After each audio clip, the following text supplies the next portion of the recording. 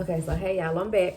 I know it's been a little minute, but I've been a little busy working and stuff, and it's just crazy. But anyway, we're not gonna talk about that. I'm back, and I had got a couple questions on the last video, so I wanted to come on here really quickly and answer those questions. I didn't want the girls to think that I forgot about them. I didn't.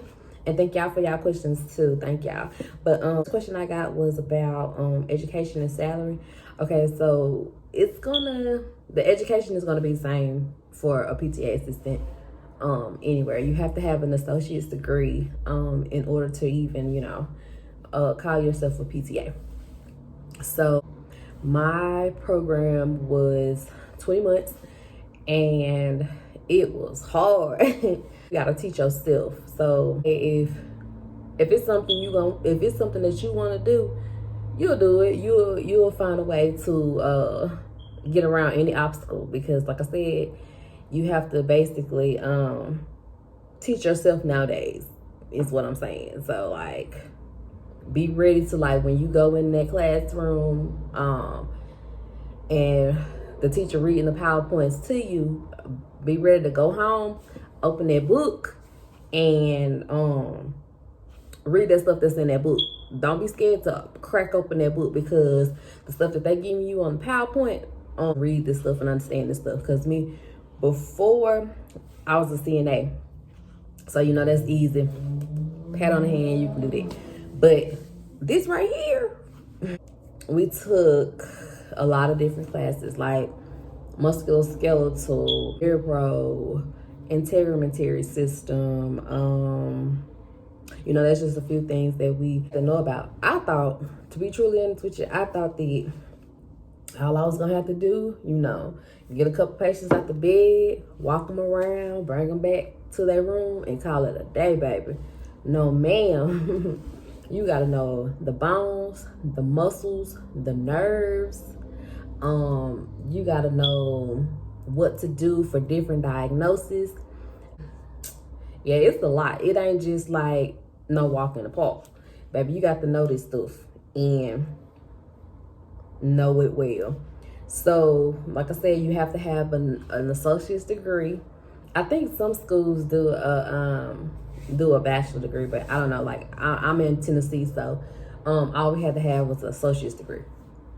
Oh, if y'all keep seeing me looking down, I'm looking at my my notebook that I wrote the questions in.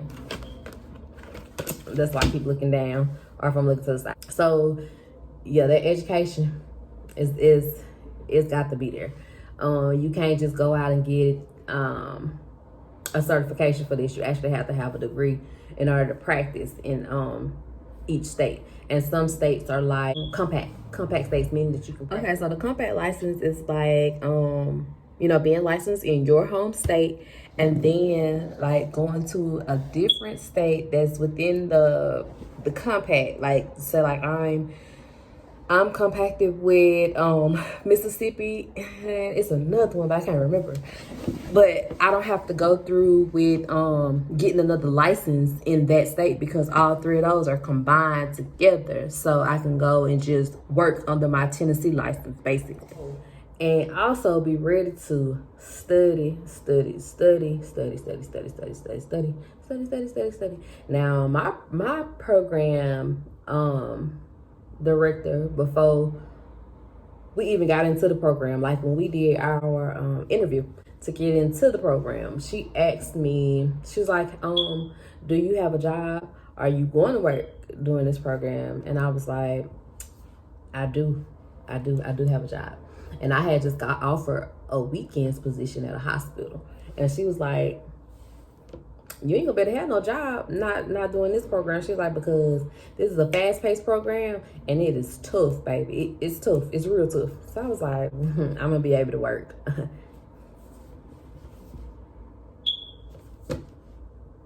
Child, no ma'am. She was right, no ma'am. Because guess what?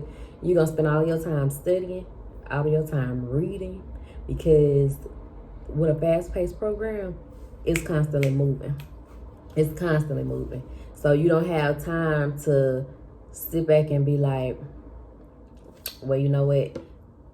I can study this next week, and because the test, It's like you go to class on that Monday. You go to class for musculoskeletal on that Monday. On that Tuesday, you going to practicals. Not practicals. You going to the lab on Tuesday. So our classes was like we had class, and then we had lab. So everything we learned in class, we're practicing in lab the next day. And then that Monday, we had class. That Tuesday, we're practicing what we went over. That Wednesday, we on a totally different subject in musculoskeletal. Like we moved on. We moved past what we learned Monday.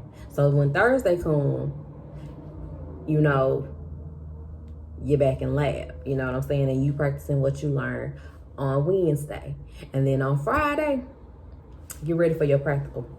And a practical is basically a test in the lab to see if you're learning or you're comprehending everything that you just went over. Just like if you sitting down and taking a book test. You know what I'm saying? This one is just that you're acting stuff out. Basically, you're acting stuff out as if you were in a clinic treating a real patient. So, but when I say it's fast paced, and like my first classes, they lasted 10 weeks, and then after my first clinical rotation, I started having 4-week classes. And with those 4-week classes, every Friday, we had a test. Every Friday. So, be ready. Be ready. The salary is different in your location.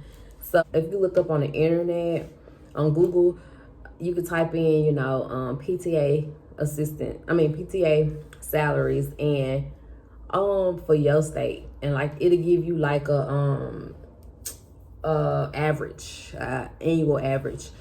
Yeah, so it's different. And then the pay rate. So I get to that. Anyway, but the salary is different in different states. So like if you live in Tennessee like me, and if you're just getting out of school, don't really expect a lot, but it's gonna be better. It's probably gonna be better than what you were making. I don't know. It's better than what I was making, so I'm happy with the situation. So transitioning. My next question was transitioning from student to clinician. So like I said, for lab is basically getting you ready to be a clinician. And like when you go on your clinical rotations, that's also getting you ready to be a clinician as well. So it's totally different. Like, so with being a student, all you gotta do is study, pay attention, make sure that the bones, the muscles, the nerves, dermatomes, myotomes, make sure you know that stuff. So when you get in a clinical, it depends on what clinic that you get in. Wants you to know all that stuff, but basically, to be truly honest, you'll probably forget half of this stuff, no lie, because it seems like everything is just so repetitive. You know what I'm saying? So like when you it's so stressful being a student, because you're trying to cram so much into just cram so much. I was in a fast-paced program, so transitioning is very easy. It's very different. You're going to it's gonna be a breeze. Trust me, it's gonna be a breeze, because half of the stuff that you're doing in as a student, you're gonna do, but you're not gonna do, but you're gonna do. But anyway, but it's easier. Basically, it's gonna be easy. It's gonna be easy. Trust me. You'll transition with no problem. Everything that you learn, you're gonna try to use it within that first month, but you'll eventually, you'll eventually get your niche and get your how you want to do things instead of doing things other people's way. So with your clinical rotation, think about it, when you go to your clinical rotation, that's the same thing you're going to be doing when you get out there by yourself. But that time you're going to be doing it the way that you want to do it and not like your CI wants you to do it. So remember that. You put your own little spunk on your thing, what you want to do, how you want to do it, how you want to treat patients, and add your personality to it, basically. Advice for new grads. Congratulations, baby. Yeah, you did it. You did it. Congratulations, because that was hard as heck. That was hard. Yeah, just congratulations, and make sure you keep those licenses up every 2 years. Make sure you do your CEUs, because your hard part is over. Well, if you took the boards, your hard part is over. If you haven't took the boards, your hard part is just beginning. If you haven't taken the boards, continue to study. Don't stress yourself out.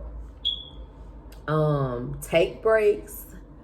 If you have a person that preps you for the board, definitely listen to that person. I had a board prepper person, and when I say he was good, he was good. If y'all want to know who that was and any tips and advice and the things that we went over, y'all want to see another video, let me know.